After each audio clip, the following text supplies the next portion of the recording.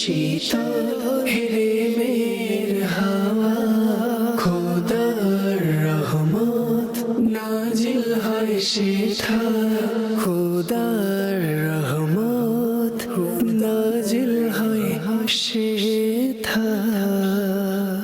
আলহামদুলিল্লাহি রাব্বিল আলামিন ওয়াসসালাতু ওয়াসসালামু আলা সাইয়্যিদিল মুরসালিন আম্মা বা'দ ফাআউযু বিল্লাহি মিনাশ শাইতানির রাজীম বিসমিল্লাহির রহমানির রহিম।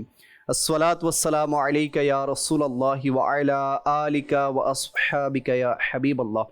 আসসালাতু ওয়াসসালামু আলাইকা ইয়া নবিয়াল্লাহি ওয়া আলা আলিকা ওয়া আসহাবিকা ইয়া নূরাল্লাহ। মাদানী চ্যানেলের দর্শকবৃন্দ, বছর ঘুরে আবারও আমাদের মাঝে এলো জিলহজ মাস। জি হ্যাঁ, যে জিলহজ মাস এলে হাজিরা খুশি হয়ে যায়।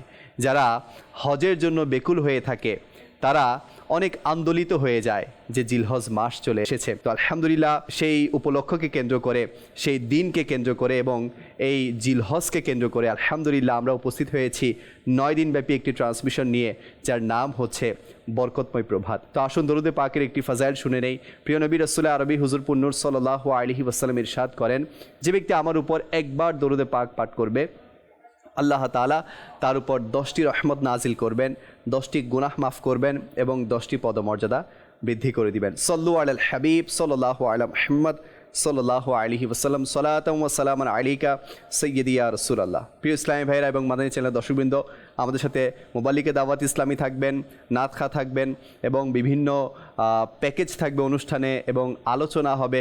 আপনাদের কল, মেসেজ, হোয়াটসঅ্যাপও শামিল করার চেষ্টা করা হবে। আসুন আমরা একে একে আমাদের যারা অতিথিবৃন্দ, আমাদের আজকের যারা গেস্ট, তাদেরকে আমরা আমাদের সেটে আমন্ত্রণ জানাই। প্রথমে আমি আমাদের সেটে আমন্ত্রণ জানাবো মোবাল্লিকে দাওয়াত ইসলামী হুসাইন আকবর ভাই, হুসাইন আকবর আত্তারি। মাশাআল্লাহ। আসসালামু আলাইকুম রাহমাতুল্লাহি ওয়া বারাকাতুহু। আলহামদুলিল্লাহ, জি হুজুর বসেন। আলহামদুলিল্লাহ, আমাদের হুসাইন আকবর ভাই চলে এসেছেন। এরপর আমাদের যিনি আজকের অতিথি, আজকের গেস্ট, তিনি হচ্ছেন শহীদ আত্তারি ভাই। জি ভাই, শহীদ আত্তারি ভাই ইনশাআল্লাহ উনিও সেটের মধ্যে তাশরিফ আনতেছেন। মাশাআল্লাহ, জি হুজুর মাশাআল্লাহ।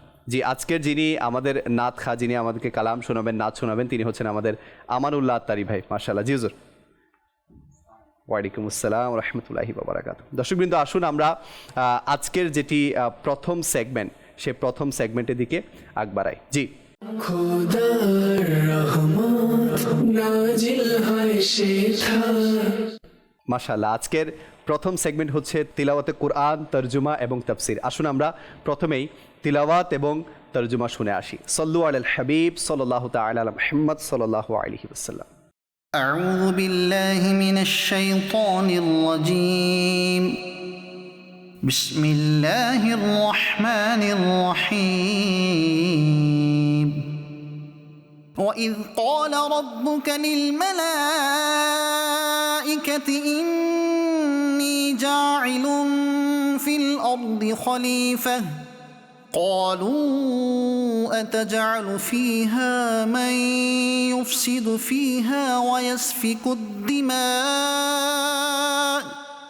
ونحن نسبح بحمدك ونقدس لك قال إني أعلم ما لا تعلمون। এবং স্মরণ করো যখন তোমার রব ফেরেশতাদেরকে বললেন, আমি জমিনে একজন প্রতিনিধি সৃষ্টি করতে যাচ্ছি, তখন তারা আরজ করল, আপনি কি জমিনে এমন কাউকে প্রতিনিধি বানাবেন যে সেখানে ফাসাদ সৃষ্টি করবে এবং রক্তপাত ঘটাবে, অথচ আমরা আপনার প্রশংসা সহ তাসবিহ পাঠ করি এবং আপনার পবিত্রতা বর্ণনা করি।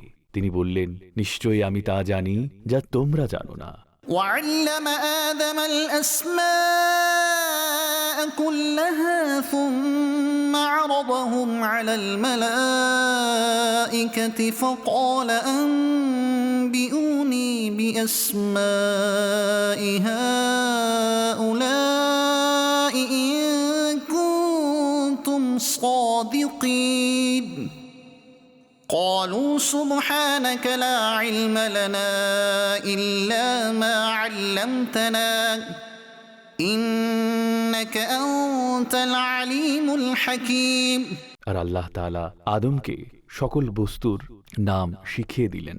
অতঃপর সে সকল বস্তু ফেরেশতাদের সামনে পেশ করে বললেন, তোমরা যদি সত্যবাদী হও তবে আমাকে এগুলোর নাম বলে দাও। ফেরেশতারা আরজ করল, হে আল্লাহ, আপনি পবিত্র। আমাদেরকে ততটুকুই জ্ঞান দেওয়া হয়েছে যতটুকু আপনি আমাদেরকে শিখিয়েছেন। নিশ্চয়ই আপনিই সর্বজ্ঞ, প্রজ্ঞাময়। قال يا آدم أنبئهم بأسمائهم فلما أنبأهم بأسمائهم قال ألم أقل لكم إني أعلم غيب السماوات والأرض إني أعلم غيب السماوات والأرض وأعلم ما تبدون وما كنتم تكتمون। অতঃপর আল্লাহ বললেন, হে আদম, তুমি তাদেরকে এগুলোর নাম বলে দাও। অতঃপর যখন আদম তাদেরকে সেগুলোর নাম বলে দিলেন, তখন আল্লাহ বললেন, হে ফেরেশতারা, আমি কি তোমাদের বলিনি যে আমি আসমান ও জমিনের সমস্ত গোপন বিষয় জানি, এবং আমি জানি যা তোমরা প্রকাশ করো ও যা তোমরা গোপন করো। وإذ قلنا للملائكة اسجدوا لآدم فسجدوا إلا إبليس أبى واستكبر وكان من الكافرين। আর স্মরণ করো, যখন আমি ফেরেশতাদেরকে আদমকে সিজদা করার নির্দেশ দিলাম, তখন ইবলিস ছাড়া সবাই সিজদা করল। সে অস্বীকার করল এবং অহংকার করল আর কাফেরদের অন্তর্ভুক্ত হয়ে গেল। صدق الله العظيم। আলহামদুলিল্লাহ, আমরা সূরাতুল বাকারা শরীফের 30 থেকে 34 নং আয়াত শুনেছি এবং এর তরজমা শুনেছি। আসুন কানজুল ঈমান থেকে এর আমরা তাফসিরও শুনে নেই। প্রথম যে আয়াত ছিল, তো সেই আয়াতের তাফসিরের মধ্যে এসেছে, খলিফা বিধিবিধান ও নির্দেশাবলী বাস্তবায়ন এবং অন্যান্য কার্যাবলী পরিচালনায় মূল পরিচালকের প্রতিনিধি হয়ে থাকেন। এই আয়াতে খলিফা বলতে হযরত আদম আলাইহিস সালামের কথা বোঝানো হয়েছে, যদিও অন্যান্য নবীগণও আল্লাহ তাআলা এর খলিফা হন। যেমন হযরত দাউদ আলাইহিস সালাম সম্পর্কে ইরশাদ করেছেন, হে দাউদ, আমি তোমাকে জমিনের খলিফা করেছি। ফেরেশতাদেরকে হযরত আদম আলাইহিস সালামের প্রতিনিধিত্বের সংবাদ এজন্যই দেয়া হয়েছে যেন তারা তাকে খলিফা করার হিকমত সম্পর্কে তার নিকট থেকে জেনে নেন এবং তাদের নিকট খলিফার এই মহত্ব ও মর্যাদা প্রকাশ পায় যে তাকে সৃষ্টির পূর্বেই খলিফা উপাধি প্রদান করা হয়েছে এবং আসমানবাসীদেরকেও তার সৃষ্টির সুসংবাদ দেয়া হয়েছে। ওই একই আয়াতের তাফসিরের মধ্যে এসেছে, ফেরেশতাদের উদ্দেশ্য আপত্তি উত্থাপন কিংবা হযরত আদম আলাইহিস সালামকে তিরস্কার করা নয়, বরং তাকে প্রতিনিধি করার হিকমত সম্পর্কে জেনে নেয়া আর ফাসাদ ছড়ানোর সম্বন্ধ মানব জাতির প্রতি করার জ্ঞান হয়তো আল্লাহ এর পক্ষ থেকে দেয়া হয়েছে কিংবা লৌহে মাহফুজ থেকে অর্জিত হয়েছে, অথবা তারা নিজেরাই জিন জাতির উপর অনুমান করেছেন। এরপর আরও বলা হচ্ছে যে আমার হিকমত সমূহ তোমাদের নিকট প্রকাশিত নয়। কথা হলো যে মানব কুলের মধ্যে নবীগণ আলাইহিমুসসালাম ও থাকবেন, ওলি এবং অন্যান্য আলিমগণ, আর তারা জ্ঞানগত ও আমলগত উভয় প্রকারের মর্যাদা ও মহত্বের অধিকারী হবেন।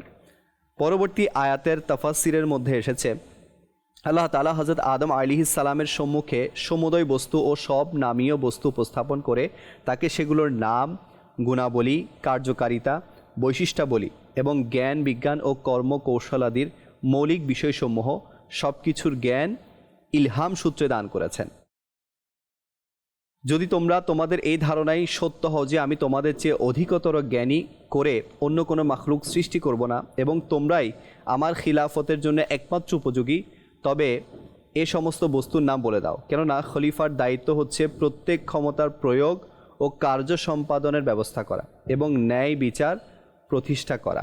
আর ওই সমস্ত বিষয়ের জ্ঞান ব্যতীত খলিফার এ দায়িত্ব পালন করা সম্ভবপর নয় যেগুলোর উপর তাকে কার্যনির্বাহ করা হয়েছে এবং যেগুলোর ফায়সালা তাকে দিতে হবে। এরপর বলা হচ্ছে যে এর মধ্যে ফেরেশতাদের পক্ষ থেকে তাদের অক্ষমতা এবং অপূর্ণতার স্বীকারোক্তি এবং এ কথারই বহিঃপ্রকাশ ঘটে যে তাদের প্রশ্ন আদম আলাইহিস সালামের সৃষ্টির হিকমত সম্পর্কে, তো তাদের প্রশ্ন জানার আগ্রহ হিসেবে ছিল, আপত্তি হিসেবে নয়। আর এখন তারা মানুষের মহত্ব এবং তার সৃষ্টির হিকমত সম্পর্কে অবহিত হয়েছেন, যা তারা পূর্বে জানতেন না। এরপর বলা হচ্ছে হযরত আদম আলাইহিস সালাম প্রত্যেক বস্তুর নাম এবং সৃষ্টির রহস্য বর্ণনা করেছেন। তো ফিরিস্তাগণ যে কথাটা প্রকাশ করেছিল তা ছিল মানুষ ফিতনা, ফেসাদ এবং রক্তপাত করবে। আর যে কথাটা গোপন করেছিলেন তা ছিল খলিফা হবার যোগ্য শুধু তারা নিজেরাই এবং আল্লাহ তাআলা তাদের চেয়ে অধিক উত্তম ও জ্ঞানী কোনো মাখলুক সৃষ্টি করবেন না।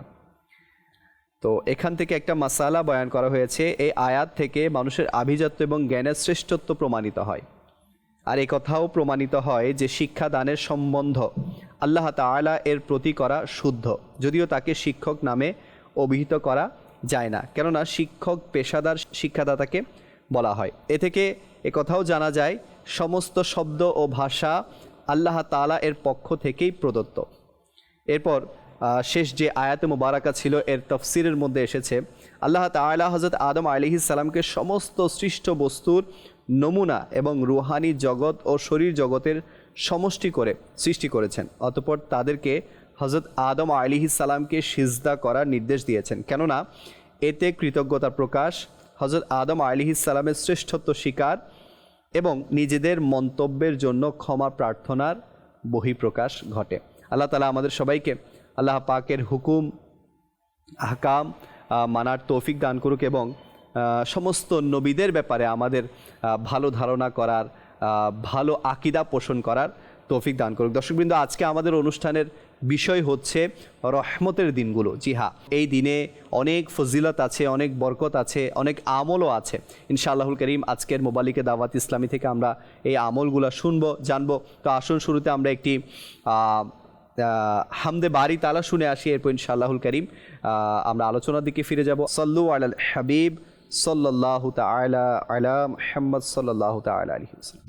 সাল্লি আলা রাসূলিনা সাল্লি আলা মুহাম্মাদিন সাল্লি আলা করিমিনা সাল্লি আলা মুহাম্মাদিন সাল্লি আলা রসুলিনা সাল্লি আলা মুহাম্মাদিন।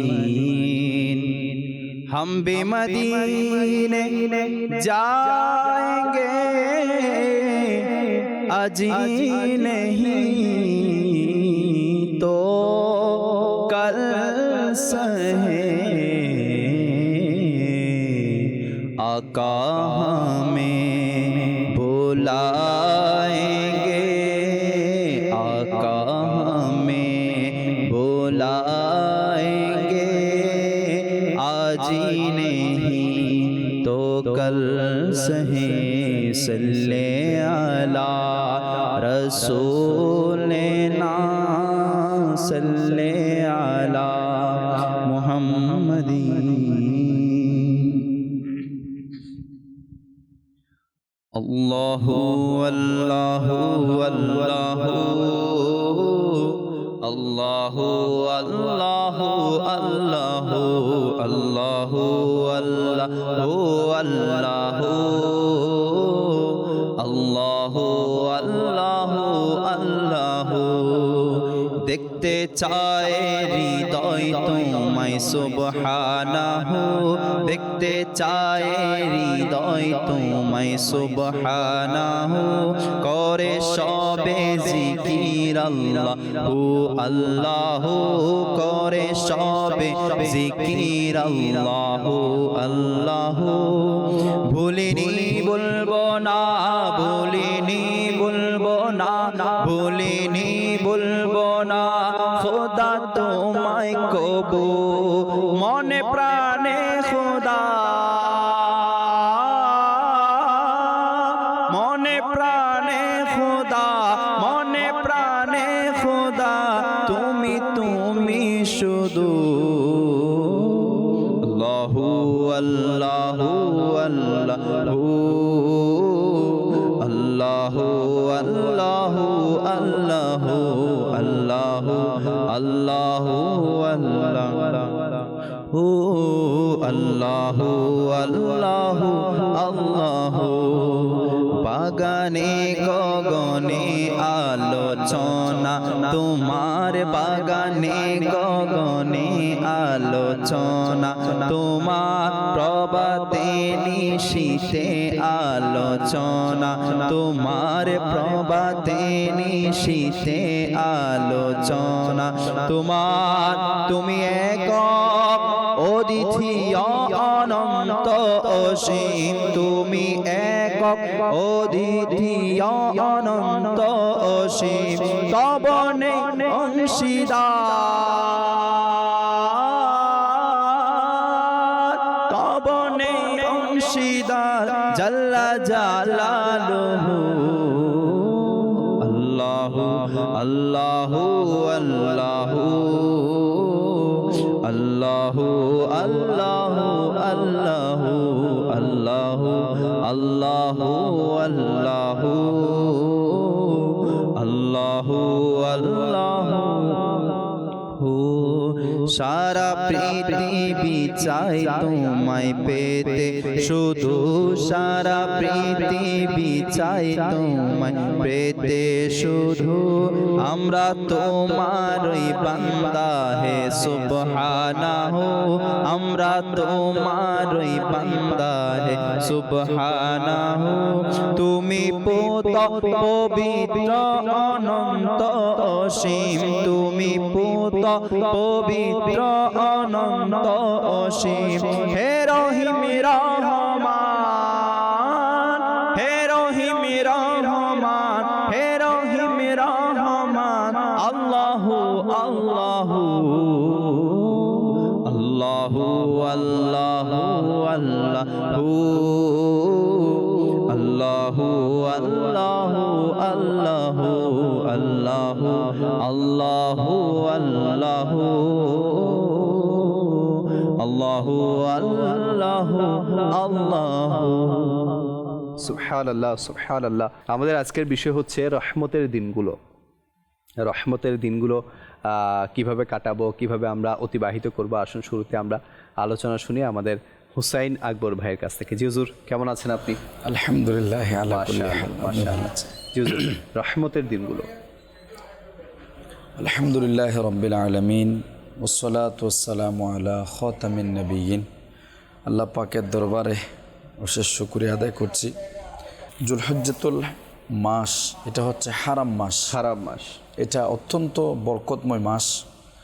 এটা যার সম্পর্কে স্বয়ং আল্লাহ পাকই সূরা ফজরের মধ্যে ইরশাদ করেছেন, ওয়াল ফজরি ওয়া লায়ালিন আশর, যে ফজরের শপথ এবং 10 রাত্রির।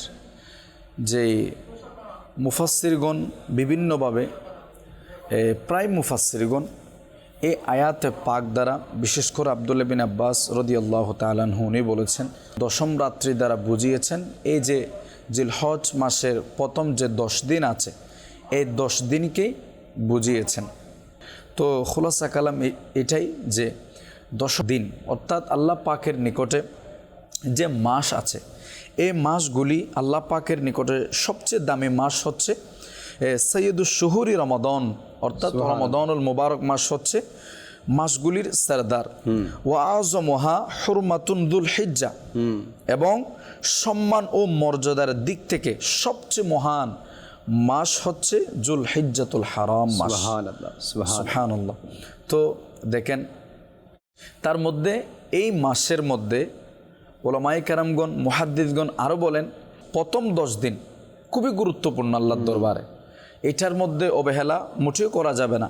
এই 10 দিনের মধ্যে আরও যেটা গুরুত্বপূর্ণ দিন ইয়মুন নাহার, 10ম দিন, কুরবানের দিন। সুবহানাল্লাহ ওয়া বিহামদিহি। দেখেন এই হযরত কাবুল আহবার রাদিয়াল্লাহু তাআলা আনহু, যাকে হাফিজুল কিতাবাইন বলা হয়, সুবহানাল্লাহ, অর্থাৎ কোরআনে পাক এবং তাওরাত শরীফের যার থেকে জ্ঞান ছিল, যিনি এটা মুখস্থ করেছিলেন, আল্লাহু আকবার। এবং তিনি বলেন আল্লাহ পাক সময়কে নির্বাচন করেছেন, সুতরাং আল্লাহ পাকের নিকট সবচেয়ে প্রিয় সময় হলো হারাম মাসগুলি। হারাম মাসগুলি কি কি? 4টি মাস, জুলকাদা, জুলহিজ্জা, মুহররম এবং রজব। এই মাসগুলির মধ্যে আল্লাহ পাকের নিকট সবচেয়ে প্রিয় হলো, যেটা আমরা একটু আগে শুনেছি, যে জুলহিজ্জাতুল হারাম, তার মধ্যে 10ম দিন, 10ম দিনের মধ্যে আবার যে প্রথম দিন। এই দিনগুলির সম্পর্কে আমার আল্লাহ পাক আরও বলেছেন।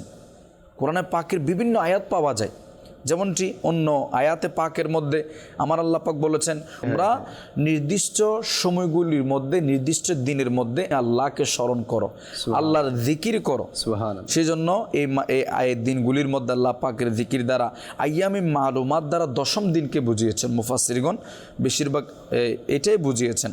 এবং অন্য আয়াতের মধ্যে এসেছে আইয়ামি মাদুদাত, অর্থাৎ নির্দিষ্ট দিন, মানে আপনার ইয়মে তাশরিকের কথা বলা হয়েছে। সুবহানাল্লাহ বিহামদিহি।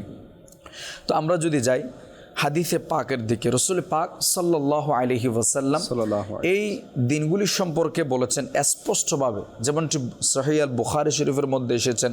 তাও ইবনে আব্বাস রাদিয়াল্লাহু তাআলা আনহুমা থেকে বর্ণিত, নবী করিম সাল্লাল্লাহু আলাইহি ওয়াসাল্লাম ইরশাদ করেছেন যে মাল আমালু ফি আইয়ামিন আফদল মিনহা ফি হাদিহি, অর্থাৎ জিলহজ মাসের প্রথম 10 দিনের আমল অন্যান্য আমলের চেয়ে অনেক উত্তম। অন্যান্য দিনের যে আমল আছে, এই আমলগুলির চেয়ে অনেক বেশি উত্তম, আল্লাহ পাকের কাছে অনেক বেশি প্রিয়, পছন্দ। কলু, সাহাবাই কেরামরা বললেন, ওয়ালাল জিহাদু, ইয়া রাসূলুল্লাহ, জিহাদও নয়? অর্থাৎ এই দিনগুলি যে ইবাদত রিয়াজত আছে, এটা আল্লাহর দরবারে অনেক বেশি প্রিয়, পছন্দ। জিহাদ পর্যন্ত, জিহাদ কি নয়? কলা, রাসূল পাক সাল্লাল্লাহু আলাইহি ওয়াসাল্লাম বলেন, ওয়ালাল জিহাদু, জিহাদও নয়, আল্লাহু আকবার, ইল্লা, তবে রজুলুন খরাজা ইউখাতিরু বিনাফসিহি ওয়া মালিহি ফালাম ইয়ারজি বিশাইইন, ওই যুদ্ধ, ওই জিহাদকারী যে ব্যক্তি তার ধন সম্পদ নিয়ে এবং নিজের নফস জান নিয়ে যুদ্ধের ময়দানে গিয়েছে, সে ধন সম্পদ সেখানে হারিয়ে ফেলেছে, নিজের জান পর্যন্ত দিয়ে দিয়েছে, তারটা ভিন্ন ফজিলত আল্লাহর দরবারে। কিন্তু এছাড়া যত আমল আছে, সকল আমলের চেয়ে সবচেয়ে উত্তম আমল হচ্ছে আল্লাহ পাকের নিকটে এই 10 দিনে ইবাদত করা, আমল করা, রিয়াজত করা। অন্য আরেকটি হাদিসে পাকের দিকে আমরা যাই, যে রাবি হচ্ছেন হযরত আবু হুরায়রা রাদিয়াল্লাহু তাআলা আনহু। তিনি বলেন, নবী করিম সাল্লাল্লাহু আলাইহি ওয়াসাল্লাম ইরশাদ করেছেন, মা মিন আইয়ামিন আহাব্বু ইলাল্লাহ আন ইউতাআব্বাদা লাহু ফিহা মিন আশরি যিল হজ্জ, অর্থাৎ জিলহজ মাসের প্রথম 10 দিনের ইবাদতের চেয়ে আল্লাহর কাছে অন্য কোনো ইবাদত অতি প্রিয় নয়, সুবহানাল্লাহ। ইয়া আদিলু সিয়ামু কুল্লা ইয়াউমিন মিনহা বিসিয়ামি সানা, এই 10ম দিনে যদি কোনো ব্যক্তি রোজা রাখে, একটি রোজা রাখলে ওই ব্যক্তি যেন 1 বছর রোজা রেখেছে। সুবহানাল্লাহ, সুবহানাল্লাহ বিহামদিহি। ওয়া কিয়ামু কুল্লা লাইলাতিন মিনহা বিকিয়ামি লাইলাতিল কদর, এই রাত্রিগুলির মধ্যে, রাত দ্বারা 10ম রাত, এই 10 রাত্রির মধ্যে যদি রাত্রে কোনো ব্যক্তি কিয়ামুল লাইল করে, অর্থাৎ নামাজ পড়ে, কিয়ামুল লাইল দ্বারা সে নামাজও হতে পারে, বসে বসে জিকির আজকারও করতে পারে, দুরূদ পাক করতে পারে, মোটামুটি পুরো রাত বলতে আকসার, মানে সম্পূর্ণ রাত। এখানে মূল উদ্দেশ্য না, বেশিরভাগ 3 ভাগের 2 ভাগও যদি, অর্ধেকের চাইতে বেশি যদি আমরা ইবাদত করি, তাহলে কিয়ামুল লাইল হিসেবে গণ্য হয়ে যাবে। তো এই রাত্রিগুলির মধ্যে ইবাদত রিয়াজত করলে, যদি রাত্রি কিয়ামুল লাইল করে ইবাদত করে, বলা হচ্ছে ওই ব্যক্তি যেন একটি রাতে ইবাদত করলে সব কদরে ইবাদত করে। সুবহানাল্লাহ। আমরা সবে কদর পাওয়ার জন্য কত চেষ্টা করি। হ্যাঁ, 10 দিন আমরা রমজান মাসে অনেক মানে ত্যাগ তিতিক্ষা দেই। ইন্টারেস্টিং বিষয় হচ্ছে হুজুর, মানে আমরা তো চেষ্টা করি, মানে আখির আশারা, অর্থাৎ রমাদানুল মুবারকের শেষ দশকে আমরা খুঁজি লাইলাতুল কদর কখন, নির্দিষ্ট কিন্তু আমাদের মাঝে আমরা জানি না, কিন্তু আমরা নির্দিষ্ট একটা 27তম রাত আমরা পালন করি, কিন্তু এটাও আল্লাহ পাকের ইলমে, আল্লাহ পাকই বেহতর জানেন, কিন্তু ওইটার মধ্যে আমাদের মিস্টেক হতে পারে। কিন্তু এই 10ম দিনে যদি রাতে ইবাদত করি, লাইলাতুল কদরে ইবাদত করো, সব নিশ্চিত আল্লাহ পাক তাকে দান করবেন। আসলে অনেক গুরুত্বপূর্ণ। শহীদ ভাই, এই 10 দিনের ফজিলতের ব্যাপারে কি বলবেন? আলহামদুলিল্লাহি রাব্বিল আলামিন, ওয়াসসালাতু ওয়াসসালামু আলা সাইয়্যিদিল মুরসালিন। প্রথমে আমি এটা বলবো, দেখেন আজকে যেটা আমাদের বিষয় নেওয়া হয়েছে, রহমতের দিনগুলো, এই দিনগুলো সম্পর্কে মাশাআল্লাহুল কারীম আলোচনা চলতেছে, ফজিলত বারাকাত আমার হুজুর আলোচনা করতেছে। আসলে দেখেন রহমত এটা আল্লাহ তাআলার পক্ষ থেকে পাওয়া একটা বিশেষ নিয়ামত। কোরআন কারীমের মধ্যে রয়েছে সূরা আরাফের মধ্যে, যেটা কানজুল ঈমান থেকে অনুবাদ, আল্লাহ তাআলার দয়া প্রতিটি বস্তুকে ঘিরে রেখেছে। আল্লাহ তাআলার রহমত রয়েছে, কিন্তু আল্লাহ তাআলা এরপরে কিছু বিশেষ দিন দান করেছে আমাদেরকে, যেটা সূরা ফজরের মধ্যে এসেছে।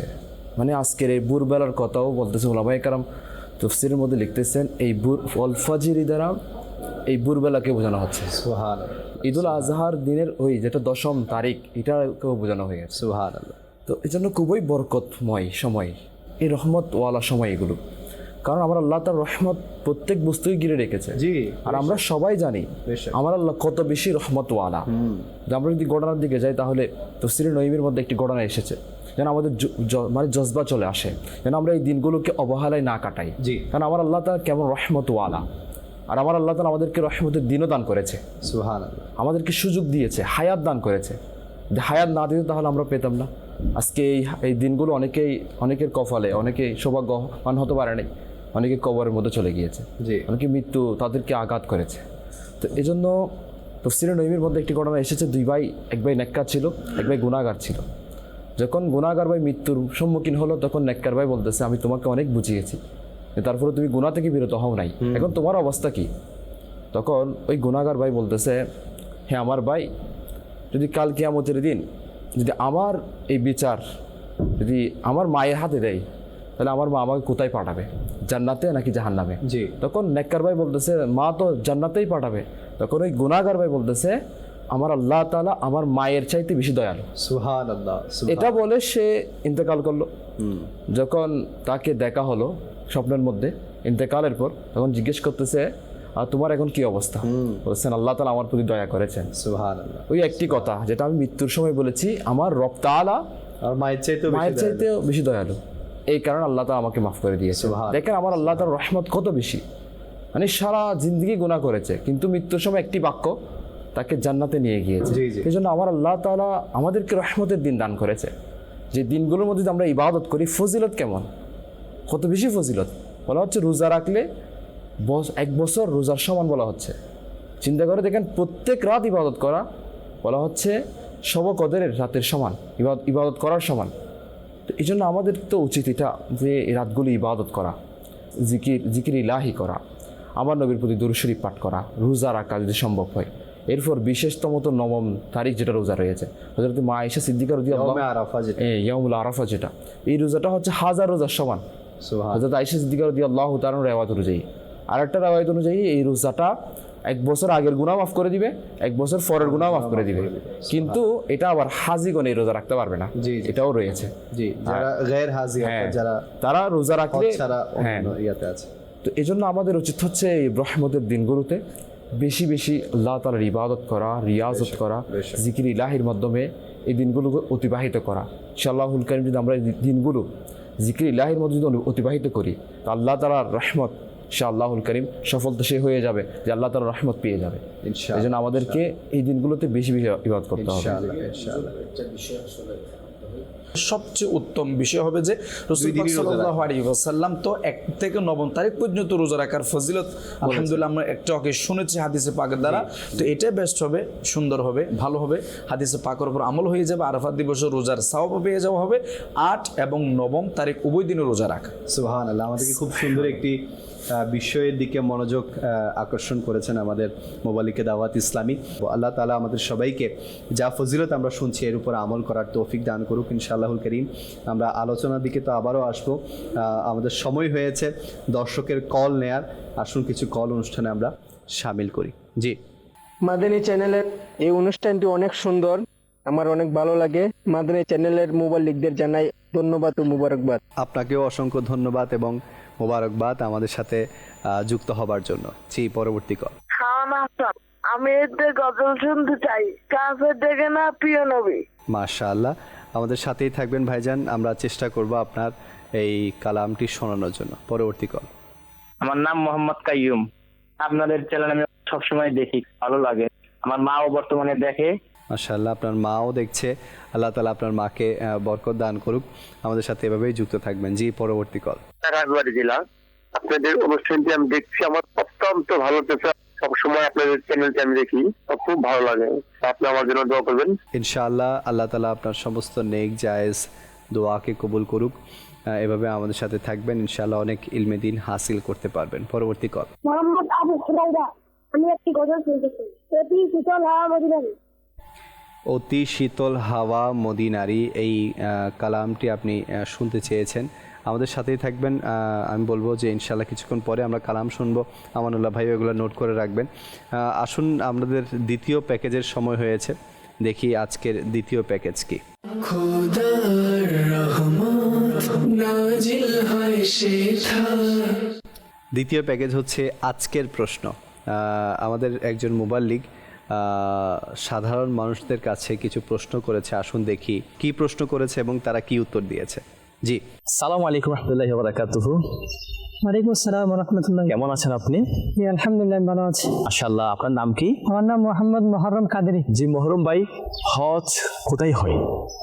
মক্কা শরীফে। হজ আরব দেশে মক্কা শরীফে হয়ে থাকে। হজ তো হয় মক্কা। আপনার প্রশ্নের উত্তর সঠিক হয়েছে। আল্লাহ করিম আপনাকে আপনার পরিবারের সাথে হজ করার তৌফিক দান করুক। সাল্লু আলাল হাবিব সাল্লাল্লাহু তাআলা আলা মুহাম্মদ সাল্লাল্লাহু। মাশাআল্লাহ, হজ কোথায় হয় এটা তো আমরা অনেকেই জানি, আবার অনেকেই জানে না। তো হজ হয় মূলত আরব শরীফের মক্কা শরীফ এবং তার আশেপাশের কিছু স্থানে, যেমন মিনা, মুজদালিফা, আরাফা। তো এখানেই আপনার হজের যে মূল কার্যক্রম সেগুলো অনুষ্ঠিত হয়। তো সবাই সঠিক উত্তর দিয়েছেন যে হজ মক্কা শরীফ হয়, আরব শরীফ হয়। আল্লাহ তালা আমাদেরকেও হজ করার তৌফিক দান করুক। যে সকল অডিয়েন্স আমাদের সাথে এখন যুক্ত আছেন অনুষ্ঠানে, আল্লাহ করিম সবাইকে হজ্জে মবরুর নসিব করুক। এবছর যারা গিয়েছে তাদের হজও কবুল করুক, তাদের উসিলে আমাদেরকেও কবুল করুক। আসুন কালাম এবং নাচ শুনে আসি, এরপর ইনশাল্লাহ আমরা আমাদের আলোচনাকে কন্টিনিউ করবো ইনশাআল্লাহ। জি,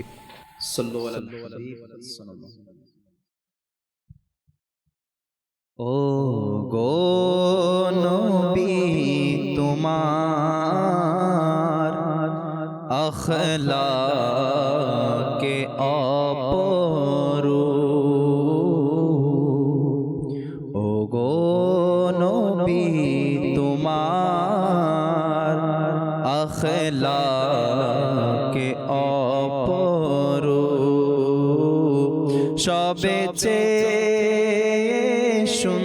সুন্দর, সবে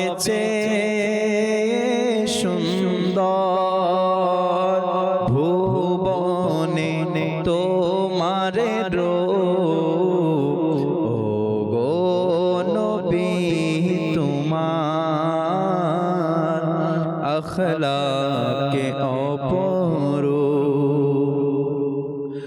আঘাতের বিনিময়ে দোয়া দিলে, আঘাতের বিনিময়ে দোয়া দিলে, কোমল হৃদয় তব নবী অপরূপ, গো নবী তোমার আখলাকে অপরূপ, সবচেয়ে সুন্দর,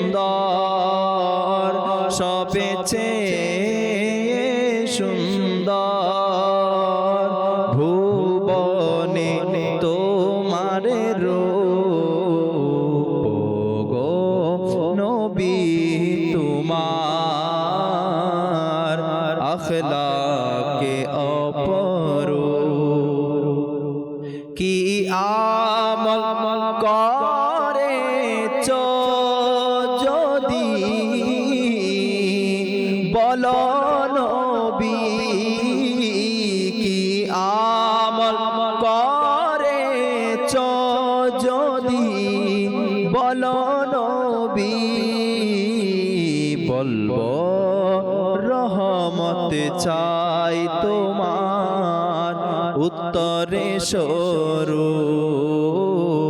বলবো রহমত চাই তোমার উত্তরে স্বরূপ,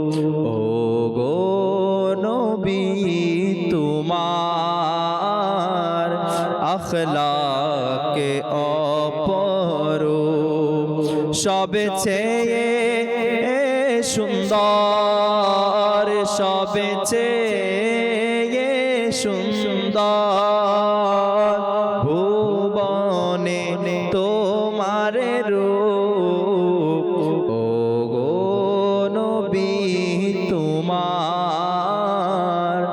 আখলাকে অপরূপ। চন্দ্র সূর্য তারকা পায়ের ধুলি, চন্দ্র সূর্য তারকা তোমার পায়ের ধুলি, তোমার চরণ নবী এমন অপরূপ, তোমার চরণ নবী এমন অপরূপ, গো নবী তোমার আখলাকে অপরূপ। এমন উদাস আমার যেতে প্রিয় নবীর শহরে, কোন দিন ফুরাই জানি এ অধমের আশার প্রহর। যাই যে শত হাজি তোমার দরবারে প্রতি বছর, যাই যে শত হাজি তোমার দরবারে প্রতি বছর, যাই যে শত হাজি তোমার দরবারে প্রতি বছর। মন চায় আমার যায় পেতে তোমার কৃপার নজর, এমন উদাস আমার যেতে প্রিয় নবীর বাকের তারা যদি কভু চমকে উঠে আমার, বাকের তারা যদি কভু চমকে উঠে আমার, শুনবে দেশের লোকে মদিনায় মোর যাওয়ার খবর। বন্দী হয়ে আছি আমি বাংলার কারাগারে, বন্দী হয়ে আছি আমি বাংলার কারাগারে, কোন দিন পাব রেহাই যাব ছুটে আরব শহরে, এমন উদাস আমার যেতে প্রিয় নবীর শহর, কোন দিন ফুরাই জানি এ অধমের আশার প্রহর। আল্লাহ, আসলেই মদিনাতুল মুনাওয়ারা তো এমন শহর যে শহরে সবাই যেতে চায়, কে যেতে চায় না? সবাই যেতে চায়, কেনই যেতে চাইবে না? যেখানে নবী রহমত শফিয়ে উম্মত সাল্লাল্লাহু আলাইহি ওয়াসাল্লাম আরাম করছেন। যারা মদিনায় যায় তাদের এমন মনে হয় যে আমি তো নবীর যুগে চলে এসেছি। যারা মদিনায় যায় তারা এমন মনে করে যে আমি তো শান্তির জায়গায় চলে এসেছি। যারা মদিনায় যায় তাদের এটা মনে হয় আমি এতদিন বিচ্ছিন্ন ছিলাম, আমি আমার আকার দরবারে চলে এসেছি, আমি আমার আকার কাছে চলে এসেছি, যে আকা শাফাআত করে করে বান্দাকে জান্নাতের দিকে নিয়ে যাবে। আরে আমি তো ওই রাজার দরবারে এসেছি, ওই বাদশার দরবারে এসেছি, যার দরবারে লা বলতে কিছু নেই, যার দরবার থেকে কেউ খালি হাতে ফেরত যায় না। হ্যাঁ, অনেক জায়রিন, অনেক জিয়ারতকারী যখন মদিনায় যায়, যে আরজি নিয়ে যায় সে আরজি তার পূরণ হয়ে যায়, যে আশা নিয়ে যায় তার সে আশাই পূরণ হয়ে যায়। আজকে আমরা হজের ট্রান্সমিশন করছি, না জানি কোন সৌভাগ্যবান এখন মদিনার সেহেনের বসে সবুজ গম্বুজের দিকে তাকিয়ে আছে, না জানি কোন সৌভাগ্যবান এখন তার দৃষ্টি সেই কাবার দিকে দিয়ে আছে, না জানি কোন সৌভাগ্যবান তার সেই শরীরকে মদিনার অলিতে গলিতে ঘুরে বেড়াচ্ছে শরীর নিয়ে। তো কাশ যদি আমরাও সেখানে থাকতাম, কাশ যদি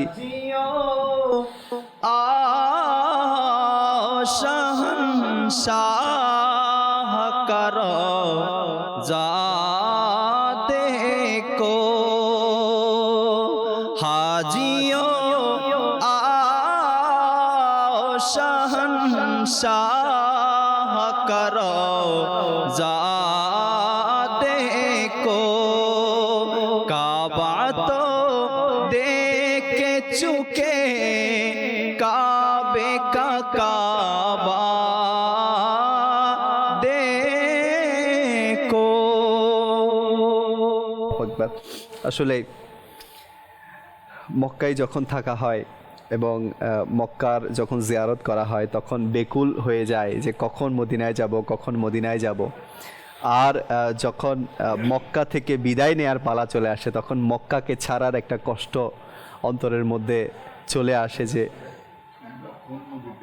আল্লাহু আকবার, যে নবীকে আমরা দেখি নাই, আমরা কি আমার রসুলকে দেখেছি? এখনো কান্না করছে উম্মতকে সুপারিশ করবে। কেমন নবী, কেমন রসুল, কেমন আখির নবী আমরা পেয়েছি। এখানে না গেলে তো আমরা কোথায় যাব? আমার রসুলের দরবারে না গেলে কোথায় যাব আমরা? সেখানে না যাইতে পারলে এই জিন্দেগির অর্থটা কি হবে? আল্লাহ আমাদের সবাইকে মদিনার হাজরি নসিব করুক। আসলে খুব সুন্দর কথা বলেছেন হুসাইন আকবর ভাই। নবীকে আমরা দেখিনি, না দেখে এত মহাব্বত, সাহাবায়ে কেরামের কেমন মহাব্বত ছিল।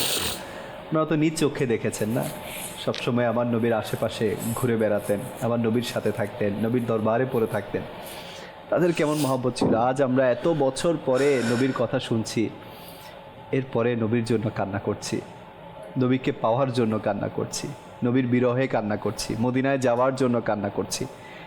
তো আল্লাহ করিম আমাদের সবাইকে মদিনার হাজরি নসিব করুক। আসুন মদিনার একটু ইয়াদ তাজা করি। মদিনা শরীফ থেকে প্রতিদিন একটি করে প্যাকেজ আমাদের অনুষ্ঠানে চালানো হবে। ওখান থেকে একজন মোবালিকে দাওয়াত ইসলামী আমাদেরকে মদিনার জিয়ারতও করাবেন এবং কিছু প্রশ্ন অনুষ্ঠানে রাখা হবে। আসুন আমরা আমাদের সেই প্যাকেজটি অনুষ্ঠানে সামিল করি। জি, এই মসজিদকে মসজিদে গামামা কেন বলা হয় এবং রসুলের পাক সাল্লাল্লাহু তাআলা সাল্লাম এখানে কোন নামাজ আদায় করেছিলেন? সুবহানাল্লাহ, সুবহানাল্লাহ। মসজিদে গামামা, আমরা যারা মদিনা শরীফে গিয়েছি আমরা জানি যে মসজিদে গামামা একেবারেই মদিনার খুব পাশেই। তো আমাদের এনাম আত্তারি ভাই উনি মসজিদে গামামা শরীফের সামনে থেকে আমাদেরকে বলছেন যে মসজিদে গামামা কেন বলা হয় এবং এখানে নবী করিম সাল্লাল্লাহু আলাইহি ওয়াসাল্লাম কোন নামাজ আদায় করেছেন। দাওয়াত ইসলামের প্রতিষ্ঠাতা সৈয়দি মাওলানা ইলিয়াস আত্তার কাদেরি দামাত বরকাতুমুল আলিয়ার একটি লিখিত কিতাব আশিকানে রসুলের 130টি ঘটনাবলী। তো এই কিতাব এমন একটি কিতাব যে কিতাব পড়লে আশিকদের অন্তরে ইশক বেড়ে যায়। তো আমি বলবো প্রথমত যারা হাজি তাদেরকে এই কিতাব পড়ার ব্যাপারে সাজেস্ট করুন। এখানের মধ্যে আলহামদুলিল্লাহ অসংখ্য জিয়ারতের স্থানের ব্যাপারে ডিটেলস লেখা আছে।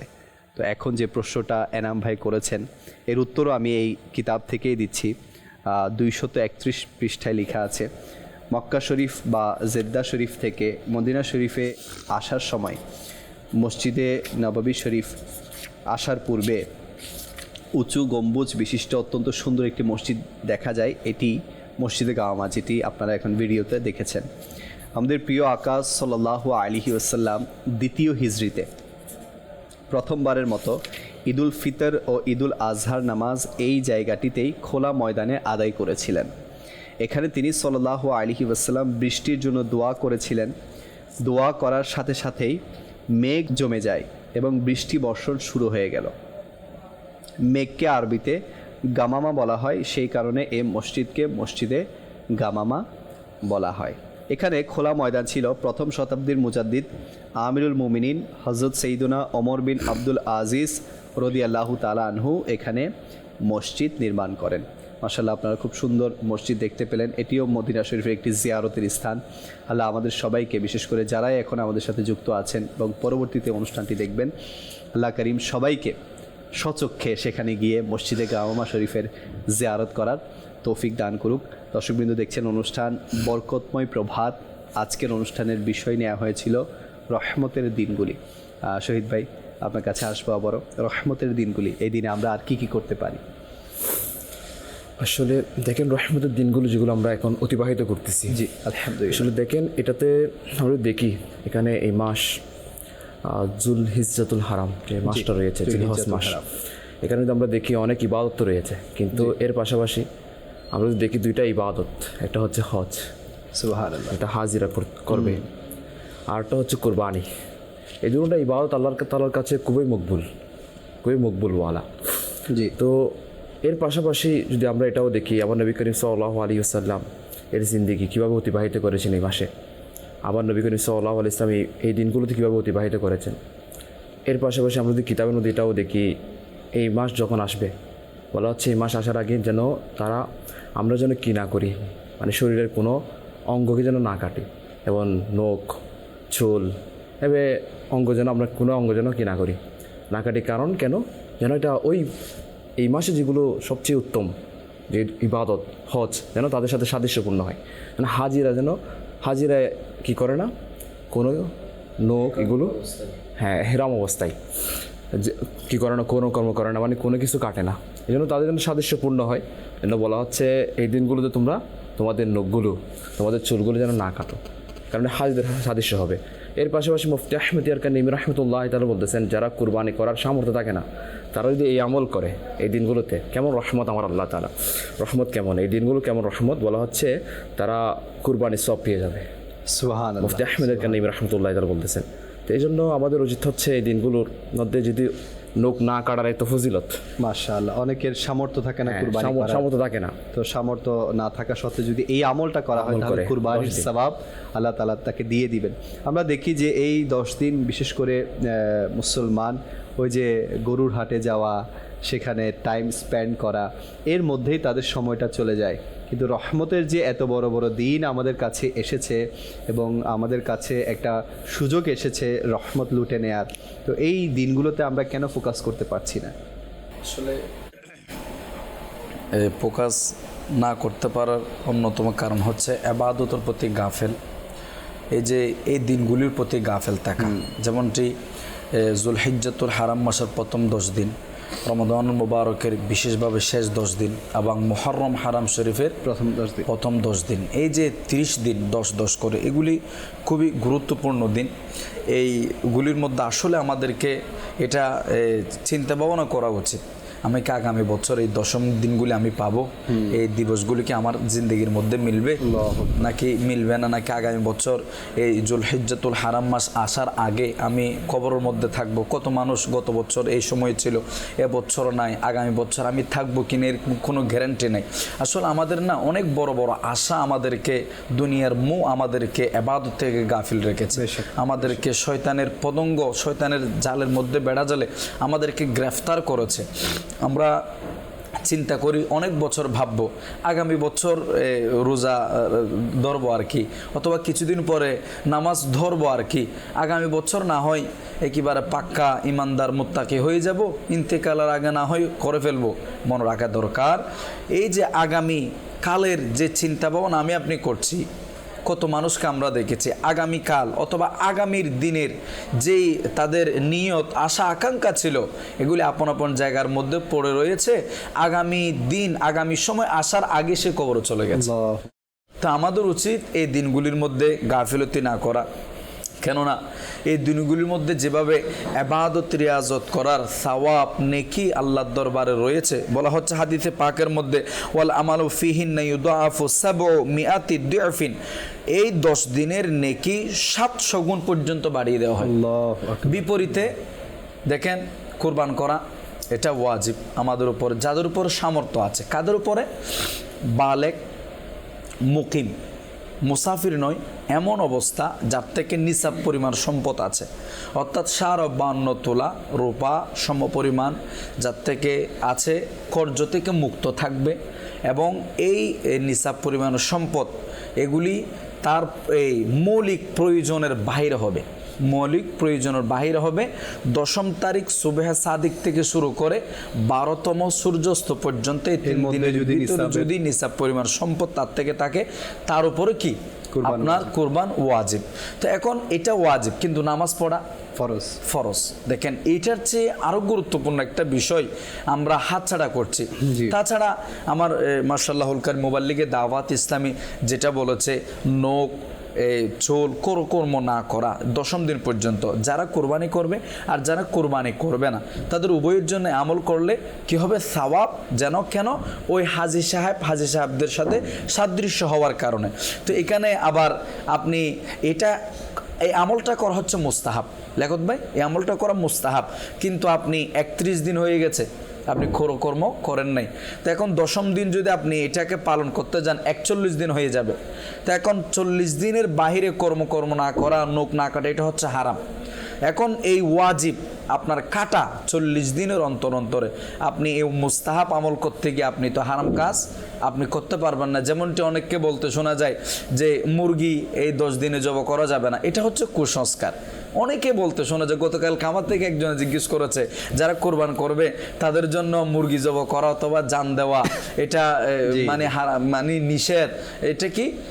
আমার থেকে জিজ্ঞেস করতে এটা হচ্ছে কুসংস্কার।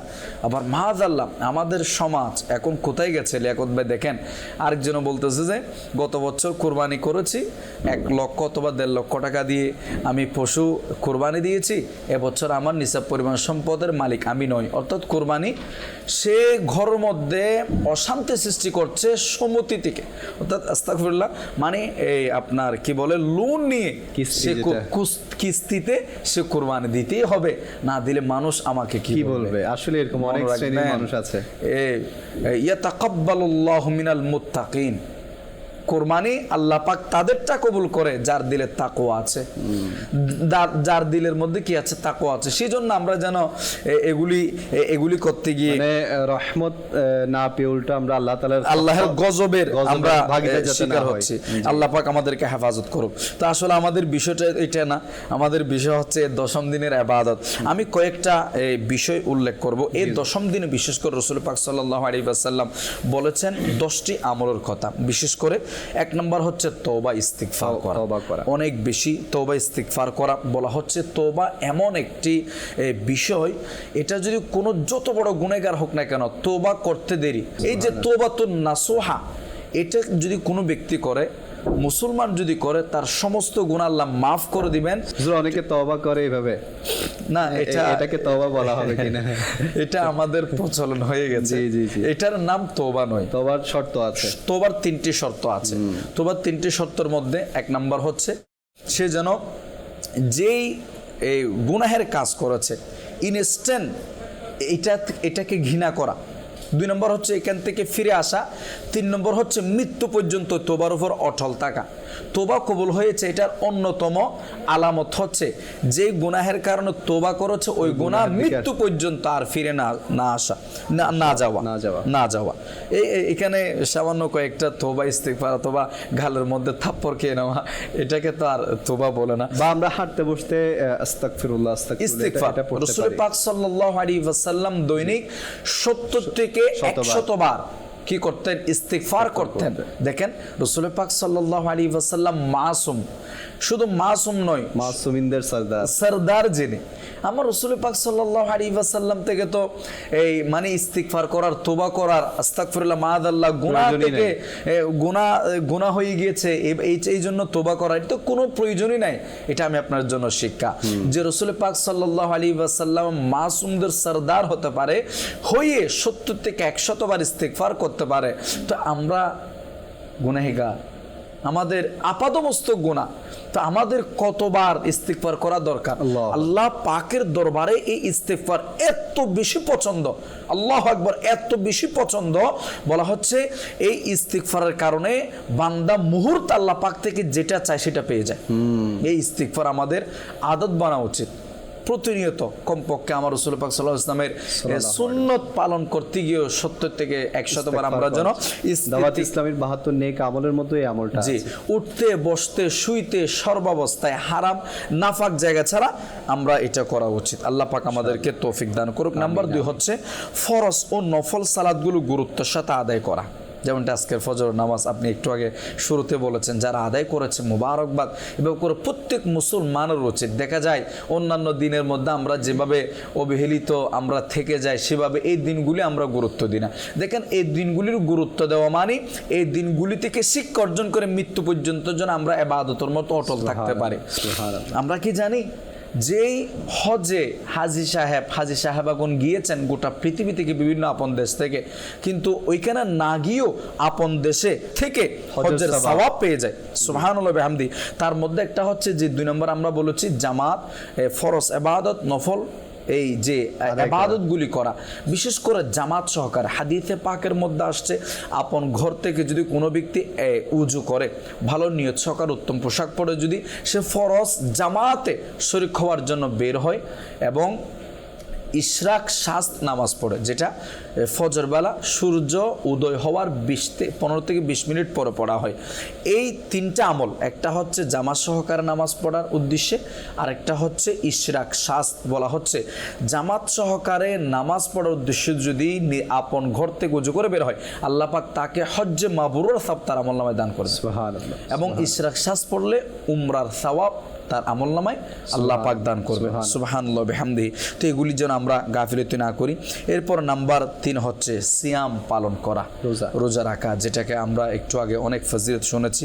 এই 1 থেকে 9 তারিখ পর্যন্ত আমরা এই রোজাগুলি রাখার চেষ্টা করি। এখানে আরেকটা বিষয় হুজুর, আরেকটা বিষয় যে আমিরুল সুন্নাত দামাত বরকাতুল আলিয়াও কিন্তু এই দিকে আমাদেরকে মনোযোগ দিয়ে থাকেন যে কারো যদি কোনো ফরজ রোজা কাজা থেকে থাকে, যেমন অনেকেই আমরা অনেক নফল নামাজ, নফল রোজার অনেক শৌখিন, বুঝতে পেরেছি। যেমনটি হজের 3টি মাস, শাওয়ালুল মুকাররম, জুলকাদা, জুলহিজ্জাতুল হারাম।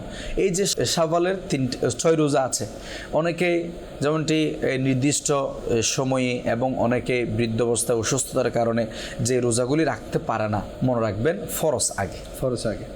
আপনি যদি ফরজ আগে আদায় না করেন, নফলটা আল্লাহর দরবারে কবুল হবে না, এটা মনে রাখতে হবে। কারণ নফল এটা আপনি যে কোনো মুহূর্তে রাখতে পারবেন, তো আপনি আগে ফরজগুলি আদায় করে ফেলুন, এরপর নফলগুলি আপনি আদায় করলে আল্লাহর দরবারে ডবল সওয়াব নেকি আল্লাহ পাক চাহে তো আপনার জন্য মিলবে। নাম্বার 4 যে আমলটি আমরা করি, বিশেষ করে হজ যেটাকে বলা হয়, মাশাআল্লাহুল কারীম তারা করতেছে, কিন্তু তারা তো হাজি সাহেব গিয়েছেন, আমরা না গিয়েও কিন্তু সওয়াব অর্জন করতে পারি। আমরা 3টা আমলের কথা বলেছি, জামাত সহকারে নামাজ 5 জায়গায় আমরা পড়বো, ইশরাক শাস্ত পড়ার চেষ্টা করবো। নাম্বার 4 হচ্ছে যে জিকিরুল্লাহ করা, অনেক বেশি জিকিরুল্লাহ করা। জিকিরুল্লাহ হচ্ছে তাসবিহ, তাহালিল, তাহমিদ, যেগুলি সুবহানাল্লাহ, আলহামদুলিল্লাহ, আল্লাহু আকবার, এই তাসবিহগুলি পড়া অনেক বেশি করে। বলা হচ্ছে হাদিসে পাকের মধ্যে এসেছে, আপনার ফরজ ইবাদতের পরে, প্রত্যেক ফরজ ইবাদতের পরে কোনো ব্যক্তি যদি এই তাসবিহে ফাতেমা যেটাকে বলা হয় 33 বার সুবহানাল্লাহ, 33 বার আলহামদুলিল্লাহ, 34 বার আল্লাহু আকবার, তাহলে ওই ব্যক্তিকে আল্লাহ পাক এগুলি আদায় করার কারণে হজ্জে মাবরুর সওয়াব তার আমলনামায় দান করবে। অন্য রওয়ায়াতের মধ্যে রাসূল রাসূল পাক সাল্লাল্লাহু আলাইহি সাল্লাম বলেছেন, এই দিনগুলির মধ্যে যদি কোনো ব্যক্তি সুবহানাল্লাহ 100 বার দৈনিক পাঠ করে 100টি হজের সওয়াব তার আমলনামায় দান করে। সুবহানাল্লাহ, সুবহানাল্লাহ। দেখেন এত নেকি আমি আপনার জন্য আল্লাহ পাক আমাদেরকে দিয়ে দিয়েছে যে বান্দা আমল করো, কিন্তু আমরা কত গাফিল না জানার কারণে। তুই আমল করার অন্যতম এই আমল করতে পারার এটার অন্যতম মাধ্যম হবে আমরা যেন ফজিলতগুলি মনে রাখি। নাম্বার 5 হচ্ছে আল্লাহ পাকের জিকির, এখন যেটা আলোচনা হয়েছে। নাম্বার 6 তাকবীর, তাহলিল এবং তাহমিদ, যেটাকে বলা হয় যে আমরা অনেক বড় বড় করে যারা কোরবানি করবে অথবা যারা কোরবানি করবে না তারা আমরা সেই 3জন ব্যক্তি অর্থাৎ জিবরিল আমিন আলাইহিস সালাম যখন ইসমাইল জবিহুল্লাহকে জব করছিলেন তখন আল্লাহ পাকের হুকুমে খুবই দ্রুততার সাথে 4 বার জিবরিল আমিন আলাইহিস সালাম পৃথিবীর জমিনে এসেছেন। তার মধ্যে একবার হচ্ছে আল্লাহ পাকের হুকুমে ইব্রাহিম আলাইহিস সালাম যখন ইসমাইল জবিহুল্লাহকে জব করছিলেন তখন আল্লাহ পাকের হুকুমে খুবই দ্রুতর সাথে আসছিলেন, যেন ইব্রাহিম আলাইহিস সালামের একটা অবগত হয়ে যায়। জিবরিল আমিন বলেছেন আল্লাহু আকবার, আল্লাহু আকবার। এরপর করে এই আওয়াজ শুনে বললেন ইসমাইল জবিউল্লাহ বলছেন লা ইলাহা ইল্লাল্লাহু আল্লাহু আকবার, আল্লাহ সবচেয়ে বড়, আল্লাহ সবচেয়ে বড় এবং আল্লাহ ছাড়া কোনো মাবুদ নেই। এরপরে ইব্রাহিম আলাইহিস সালাম বলেন ওয়ালিল্লাহিল হামদ, এই কাজের জন্য আল্লাহ পাকের সমস্ত প্রশংসা শুকরিয়া আদায় করছি। এই যে তাকবীর, তাহলিল, তাহমিদ এগুলি আদায় করা, অনেক বড় বড় আওয়াজে বেশি বেশি করে এগুলি আদায় করা। নাম্বার 7 হচ্ছে আরাফার দিনের রোজা রাখা। জি, এটার ফজিলত আমরা শুনেছি, আমরা তাকরার করছি যেন আমাদের মনে থাকে। নাম্বার 8 হচ্ছে কুরবানির দিন, 10ম দিন, বিশেষ করে এই দিন দোয়া কবুলের দিন বলা হচ্ছে। উলামায়ে কেরামগণ বলছেন এই দিনের ইবাদত ঈদুল ফিতর হচ্ছে আরো বেশি, মানে এই দিনের গুরুত্ব যে রক্ত প্রবাহিত করা ওই দিন আল্লাহর দরবার সবচেয়ে বেশি প্রিয় যে জিনিসটা পছন্দনীয় ইয়মুন নাহারের দিনে কুরবানি করা, রক্ত প্রবাহিত করা। তো এই দিনগুলির মধ্যে রক্ত প্রবাহিত করা অর্থাৎ কুরবানি করা। এরপর হচ্ছে এই কুরবানির দিনে আল্লাহর দরবারে ফাসল্লি লিরাব্বিকা ওয়ানহার, যে নামাজ পড়া, কুরবানি করা। আমরা যদি দেখি এই 10ম দিনের ফজিলত সম্পর্কে, আমি আখেরের দিকে শেষের দিকে নিয়ে যাচ্ছি লিয়াকত ভাই। তো এই যে বিষয়গুলি বলা হয়েছে আল্লাহ পাক যেন আমাদেরকে তৌফিক দান করেন। আমরা আরেকটু যদি শুনি আসলে চোখ কপালে উঠে যাবে, সেটা হচ্ছে জিলহজের প্রথম 10ম রাত্রিতে রাসূল পাক সাল্লাল্লাহু আলাইহি ওয়াসাল্লাম বলেছেন এই রাত্রিগুলির মধ্যে যেন আমরা চেরাক না নিই ভাই, রাত্রিগুলি আলো না নিই ভাই, আলো না নিই ভাই, মানে ইবাদত করা। যেমনটি গোসে পাক রহমতুল্লাহি আলাইহি তার গুনিয়াতুত তালিবিনের মধ্যে এই 10ম দিনে যারা ইবাদত করবে তাদের জন্য 10টি স্পেশাল আল্লাহ পাক থেকে মর্যাদা, ফজিলত তাদেরকে আল্লাহ পাক দান করবেন। যেমনটি 1 নম্বর হায়াতের মধ্যে বরকত দান করবেন এই 10ম দিনে ইবাদতের ইজাজত করলে, যে ইবাদতের কিছু আমরা তো উল্লেখ করেছি আলহামদুলিল্লাহ একটু আগে। এরপর নাম্বার 2 হচ্ছে সম্পদের মধ্যে বরকত দান করবেন। সুবহানাল্লাহ, রব্বে কারীম আমাদেরকে তৌফিক দান করুক। নাম্বার 3 পরিবার পরিজনকে সকল বিপদ থেকে আল্লাহ পাক হেফাজত রাখবেন। সুবহানাল্লাহ। নাম্বার 4 গুনাহের কাফারা হয়ে যাবে, গুনাহ আল্লাহ পাক মিটিয়ে দিবেন তওবা ইস্তিগফারের মাধ্যমে। নাম্বার 5 নেক আমল বৃদ্ধি করবেন। নাম্বার 6 মৃত্যুকালীন সাকারাতের বিছানাকে সহজ করবে। সুবহানাল্লাহ, সুবহানাল্লাহ। নাম্বার 7 অন্ধকারে আলো হবে, কবরে হাসরে ফুলসিরাতে তার জন্য কি হবে? আলোই আর আলো হবে। নূরুহুম ইয়াসআ বাইনা আইদিহিম, অর্থাৎ তাদের জ্যোতি এটা তাদের সম্মুখে ঘোরাফেরা করবে। আল্লাহু আকবার। নাম্বার 8 হচ্ছে মিজানের নেকির পাল্লা ভারী করে দেওয়া হবে। নাম্বার 9 দুজখ থেকে নাজাত প্রাপ্ত হয়ে যাবে। নাম্বার 10 জান্নাতের উঁচু মর্যাদা লাভ করবো। ওলামায়ে কেরামগণ বলেন জান্নাতের উঁচু মর্যাদা মানে জান্নাতুল ফেরদাউস আমার রাসূলের প্রতিবেশী তাকে করবে। সুবহানাল্লাহ বিহামদিহি। আরও আছে বলা হচ্ছে ওই গুনিয়াতুত তালিবিনের মধ্যে যে ব্যক্তি এই 10 দিনে কোনো মিসকিনকে খাবার দিল সে যেন স্বীয় পয়গাম্বরের সুন্নতের উপর সাদকা করলো। যে এই দিন সমূহে কোনো রোগীর সেবা করলো সে যেন আউলিয়া আল্লাহ ও আবদালের সেবা করলো।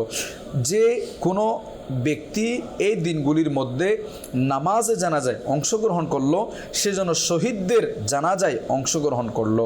যে কোনো মুমিনকে কাপড় পরিধান করালো আল্লাহ তাআলা তাকে নিজের পক্ষ থেকে খিলাত পরিধান করাবেন। সুবহানাল্লাহ, মর্যাদাবান পোশাক। যে কোনো এতিমের প্রতি দয়া প্রদর্শন করবে আল্লাহ তাআলা তাকে আরশের নিচে ছায়া দান করবেন। সুবহানাল্লাহ। যে ব্যক্তি কোনো আলিমের মজলিসে এই দিনে অংশগ্রহণ করবে সে যেন আম্বিয়াই কেরাম আলাইহিস সালামদের মজলিসে অংশগ্রহণ। সুবহানাল্লাহ, সুবহানাল্লাহ। অনেক ফজিলত আমরা শুনলাম। মূল বিষয় হচ্ছে আমল করা। আমল যদি আমরা শুনি আর আমল না করি তাহলে এর মধ্যে কোনো উপকার আমরা লাভ করতে পারবো না। আমরা আমল করি, নেক আমল করি, ইস্তেগফার করি, তওবা করি, ফরজ অবশ্যই আদায় করি, সেই সাথে নফলও আদায় করি। ফরজের ব্যাপারে জিজ্ঞাসাবাদ হবে, নফলের ব্যাপারে জিজ্ঞাসাবাদ হবে না। অনেকে নফল ইবাদতের পরে অনেক সজাগ থাকে, অনেক উৎসাহী থাকে, কিন্তু ফরজের ব্যাপারে সেরকম কোনো তাগাদা তাদের থাকে না, উৎসাহ থাকে না। আল্লাহ আমাদের সবাইকে সদা সর্বদা আল্লাহ পাকের ইবাদত, রিয়াজত এবং নবীর সুন্নাহ মোতাবেক জীবনযাপন করার তৌফিক দান করুক। আসুন আমরা আমাদের অনুষ্ঠানকে সালাতুস সালামের মাধ্যমে শেষের দিকে নিয়ে যাই। হে মদিনার শ্রেষ্ঠ বাদশাহ, আসসালাতু ওয়াসসালাম। আরশে আযমের তারকা, আসসালাতু ওয়াসসালাম। হে মদিনার শ্রেষ্ঠ বাদশাহ, আসসালাতু।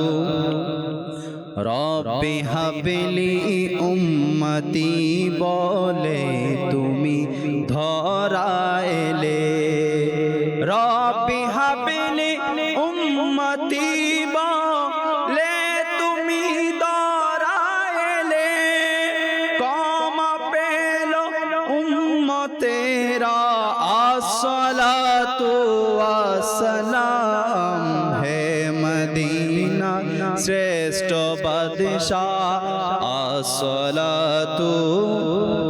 ফেরেশতারা পড়ে দুরূদ মহান খোদার আদেশে, মুমিনেরা দুরূদ পড়ো সকলে নবীর প্রতি।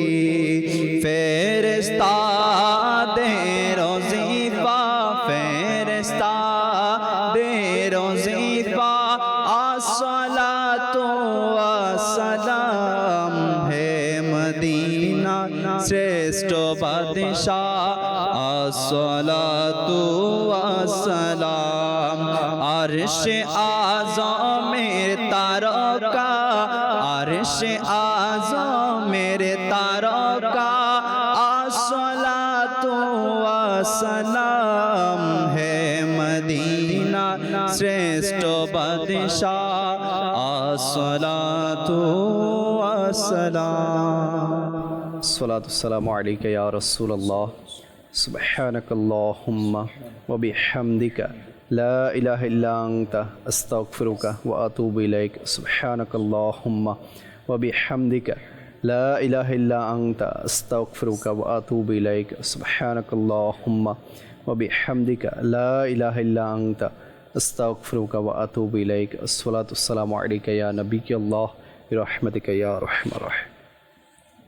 অতি শীতল হেরেমের হাওয়া, খোদার রহমত নাজিল হয় সেথা, খোদার রহমত নাজিল হয় সেথা।